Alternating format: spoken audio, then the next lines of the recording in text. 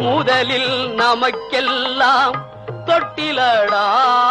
கண் மூடினால் காலில்லா கட்டிலடா ஆடி அடங்கும் வாழ்க்கையடா ஆரடி நிலமே சொந்தமடா